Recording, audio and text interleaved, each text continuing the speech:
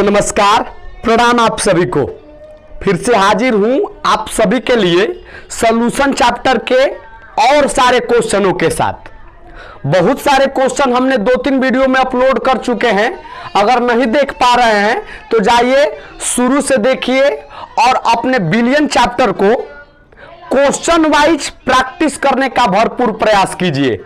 हम इसी प्रयास में लगे हैं कि आपका जो सॉल्यूशन चैप्टर है इसमें जितना भी आप क्वेश्चन आएगा बिहार स्कूल एग्जामिनेशन बोर्ड में वो आपसे टच हो जाए, इस उम्मीद के साथ हम पढ़ा रहे हैं और इस मतलब इसी क्राइटेरिया के साथ पढ़ा रहे हैं कि क्वेश्चन एकदम हल होगा ही होगा। ठीक है ना। तो आपसे विनम्र भाव से अनुरोध रहेगा कि नहीं देखे हैं 2-3 वीडियो तो जाकर देखिए। हम क्वेश्चन वाइज इस चैप्टर को प्रैक्टिस करा रहे हैं। आपको घर पर बैठकर प्रैक्टिस नहीं करना पड़ेगा। एक तो आपको क्वेश्चन लिखने का तरीका समझ में आएगा कि क्वेश्चन के उत्तरों को कैसे लिखा जाता है, और साथ ही साथ उस प्रश्न का उत्तर भी याद होगा। उस टॉपिक से संबंधित बहुत सारे ऑब्जेक्टिव क्वेश्चन याद होंगे, बहुत सारे सब्जेक्टिव क्वेश्चन याद होंगे, 2 नंबर वाले परिभाषा याद होंगे, मतलब बहुत कुछ होंगे इस तरीका से पढ़ने से। ठीक है ना। तो आइए स्टार्ट करते हैं। अगर आप नए हैं इस चैनल पर तो सब्सक्राइब कर लेते तो बेटर रहता, और शेयर भी कर देते अपने दोस्त हित मित्रों के साथ तो भी बेटर रहता। बाकी आपकी मर्जी, लाइक तो बनता है भैया हमारे, एक लाइक तो आप लोग जरूर कर सकते हैं। ठीक है ना। स्टार्ट करते हैं। क्वेश्चन है कि गैस की द्रव्यमय विलयता किसे कहते हैं। गैस की द्रव्यमय विलयता को प्रभावित करने वाले कारकों का वर्णन हम लोग पिछले वाले क्वेश्चन में पढ़े थे कि ठोस की द्रव्यमय विलयता किसे कहते हैं। ठीक है ना। तो भैया डिफिनीशन देने से पहले जरा समझिएगा कि गैस की द्रव्यमय विलयता किसे कहते हैं। इसमें 2 प्रश्न पूछा गया है, एक तो किसे कहते हैं और दूसरा प्रभावित करने वाले कारकों का वर्णन करना है। दोनों प्रश्न को हम एक एक करके जवाब देते हैं। पहले हम जवाब देंगे कि गैस की द्रव्यमय विलयता किसे कहते हैं। भैया मान लेते हैं हम एक पात्र ले लिए, इसमें विलायक के नाम पर द्रव होना चाहिए, लिक्विड होना चाहिए। विलायक के नाम पर क्या होना चाहिए, द्रव होना चाहिए, और विलायक के नाम पर ऊपर से आप लोग गैस मिलाइए। ठीक है ना। तो इस द्रव के एक निश्चित द्रव्यमान में, इस लिक्विड के एक निश्चित द्रव्यमान में अधिक से अधिक कितना गैस घोल सकते हैं ताकि जो विलयन प्राप्त हो, संतृप्त विलयन प्राप्त हो, वही उस गैस की विलयता के नाम से जानी जाएगी। मतलब गैस और द्रव से आपको एक खूब सुंदर विलयन बनाना है। 1 लीटर आपको लिक्विड दे दिया गया, अब आप उसमें कितना गैस घोलेंगे कि जो विलयन प्राप्त होगा सभी क्राइटेरिया से क्यों ना मापा जाए, किसी भी एंगल से उस विलयन को क्यों ना देखा जाए, वह एकदम परफेक्ट विलयन हो। आप कितना गैस उसमें घोल रहे हैं वही उसकी विलयता के नाम से जानी जाए। फिर से एक बार लाइन को दोहराना चाहेंगे। मान लेते हैं कि आपको 1 लीटर लिक्विड दे दिया गया और कह दिया गया और एक गैस दे दिया गया, और कहा जाएगा कि आपको इन दोनों के मिक्स करके एक खूब सुंदर विलयन तैयार करना है। अब खूब सुंदर का मतलब ये कि उस विलयन को किसी भी क्राइटेरिया से, किसी भी एंगल से क्यों ना देखा जाए, वह विलयन परफेक्ट होना चाहिए। विलयन एकदम 100% मतलब क्वालिटी पूर्ण विलयन होना चाहिए।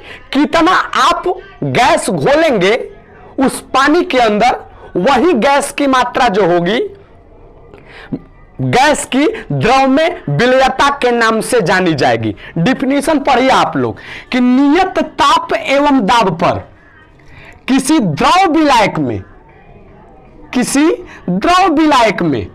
गैस विलय की घुली हुई महत्तम द्रव्यमान को गैस की द्रव्यमय विलयता कहा जाता परफेक्ट विलयन बनाने के लिए अधिक से अधिक आपको विलय की मात्रा घोलना पड़ेगा एक निश्चित द्रव्यमान के विलायक में। उम्मीद करते हैं आप लोग डिफिनीशन लिख सकेंगे, ठीक है ना, कि नियत ताप एवं दाब पर किसी द्रव विलायक में गैस विलय की घुली हुई अधिकतम द्रव्यमान, घुली हुई महत्तम द्रव्यमान को गैस की द्रव में विलयता के नाम से जानी जाती। अब भैया हम आपको बता चुके हैं कि विलयता को कौन कौन से कारक प्रभावित करते हैं। तो विलयता के 3 ऐसे टर्म हैं जो प्रभावित करते हैं। पहला तो विलय विलायक का नेचर, दूसरा ताप और तीसरा दाब। तो गैस की द्रव में विलयता को निम्नलिखित कारक प्रभावित कर सकते हैं। यह बात लिखकर आगे आपको लिखना है। गैस की द्रव में विलयता को निम्नलिखित कारक प्रभावित कर सकते हैं। पहला कारक है विलय तथा विलायक की प्रकृति। दोनों अगर घुलने वाला और घुलाने वाला दोनों का नेचर अगर समान हो गया तो समझ जाइएगा कि खूब बढ़िया से गैस पानी के अंदर घुलेगा, अन्यथा नहीं घुलेगा। अब नेचर का मतलब क्या? अगर घुलने वाला और घुलाने वाला दोनों भैया हमारा ध्रुवीय हो गया तो समझ जाइएगा कि गैस जो होगा पानी के अंदर खूब बढ़िया से रिलेशन बनाकर घुलकर रहेगा, और दोनों में से कोई एक ध्रुवीय हुआ और कोई एक अध्रुवीय हुआ तो समझ जाइएगा कि नहीं घुलेगा। इसीलिए तो एक केमिस्ट्री का बहुत ही महत्वपूर्ण कहावत है कि समान समान को घोलता है, लाइक डिजॉल्व्स लाइक इंग्लिश में बोला जाता है। इसका अर्थ क्या है? देखिए हम इसका अर्थ लिख रहे हैं। इसका अर्थ यह है कि ध्रुवीय द्रव में, देखिए एक टर्म आया ध्रुवीय द्रव में, ध्रुवीय गैस घुलनशील होती है और अध्रुवीय द्रव में अध्रुवीय गैस विलय होती है। कोई दिक्कत परेशानी? बातों को समझ गए होंगे कि ध्रुवीय जल में, ध्रुवीय द्रव में ध्रुवीय गैस ही घुलेंगे, अध्रुवीय गैस नहीं घुल सकते हैं ध्रुवीय द्रव में, जबकि अध्रुवीय द्रव में अध्रुवीय गैस घुलेंगे। यही तो फंडा है, समान समान को घोलता है। हमने एग्जाम्पल लिखा हुआ इस बात को समझाने के लिए कि ध्रुवीय गैस, जितने भी धरती पर पोलर गैसेज हैं, ध्रुवीय गैसेज हैं, जल में अधिक विलय होती है, जल में अत्यधिक घुलनशील होती है। क्यों? क्योंकि ये तो आपने ध्रुवीय गैस लिया है और जल भी जो होता है एक प्रकार के ध्रुवीय कंपाउंड होता है, ध्रुवीय स्पीसीज होता है। तो दोनों का नेचर मिल गया, गैस का भी, घुलने वाला का भी और घुलाने वाला का भी, दोनों का नेचर मिल गया। इसी कारण से ध्रुवीय गैस जल में अधिक विलय होती है, जबकि अध्रुवीय विलायक जैसे बेंजीन में जो गैस होगी ध्रुवीय गैस वो नहीं घुल पाएगी, क्योंकि बेंजीन जो होता है एक प्रकार के अध्रुवीय कंपाउंड होती है, अध्रुवीय स्पीसीज होता है। बातों को समझ गए होंगे। दूसरा प्रभावित करने वाला कारक है ताप। ताप कैसे प्रभावित करता है? बड़ी सिंपल लॉजिक है।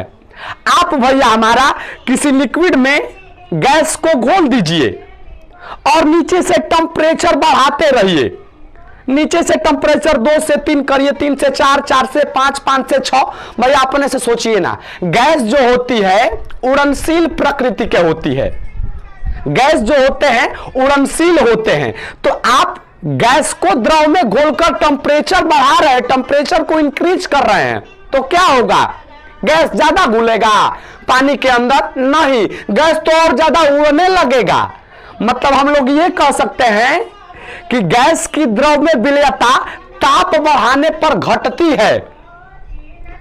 गैस की द्रव में विलयता ताप बढ़ाने पर घटती है। हमने इसी बात को लिखा हुआ है, ताप बढ़ाने पर गैस की द्रव में विलयता घटती है, क्योंकि भैया हमारा गैस जो होता है उड़नशील प्रकृति के होती है, उड़नशील होते हैं। जैसे ही आप पानी के अंदर डालेंगे, बंद पात्र में या खुला पात्र में कोई भी हो, और नीचे से टेम्परेचर इंक्रीज करेंगे भैया हमारा, तो गैस जो होगी उड़ने लगेगा। ठीक है ना। गैस जो होगा बल्क में उड़ने लगे, टेम्परेचर बढ़ाते चले बल्क में उड़ते चला जाएगा। अंततः आप ये पाएंगे कि घुलाने की जगह पर मैं गैस में खत्म हो गया। ठीक है ना। तीसरा है दाब का प्रभाव, मतलब गैस को द्रव में घोल दीजिए, गैस को द्रव में घोल दीजिए और प्रेशर बढ़ाने की कोशिश किया जाए। क्या होगा भैया, हमार गैस की द्रव में विलेयता दाब बढ़ाने पर बढ़ती है। आप लोगों स्प्राइट का बोतल देखे होंगे, स्प्राइट का बोतल पीते समय क्या करते होंगे, पहले उसको सेक करते होंगे। सेक करने का अर्थ क्या होता है, उस लिक्विड के अंदर CO2 गैस की विलेयता बढ़ाते हैं, मतलब गैस को घुलाते हैं पानी के अंदर, ताकि आपको खूब सुंदर स्प्राइट पीने को मौका मिले। अगर बिना हिलाए हुए, बिना सेक किए हुए अगर पी ले रहे हैं तो समझ जाइए कि आप केवल एक मीठा पानी यूज करेंगे, मीठा पानी पिएंगे। ठीक है ना।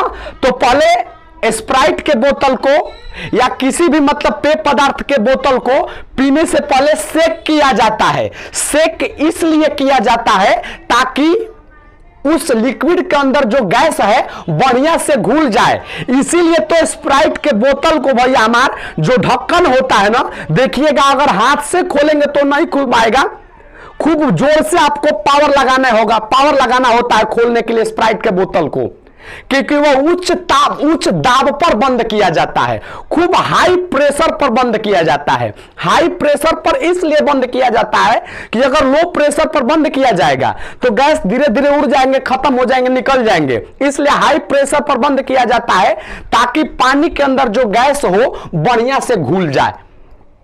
तो हमने इसी बात को लिखा हुआ है कि किसी विशिष्ट द्रव में गैस की विलेयता दाब बढ़ाने पर बढ़ती है। किसी विशिष्ट प्रकार के द्रव में किसी गैस की विलेयता दाब बढ़ाने पर बढ़ती है। उम्मीद करते हैं बातों को समझ गए होंगे।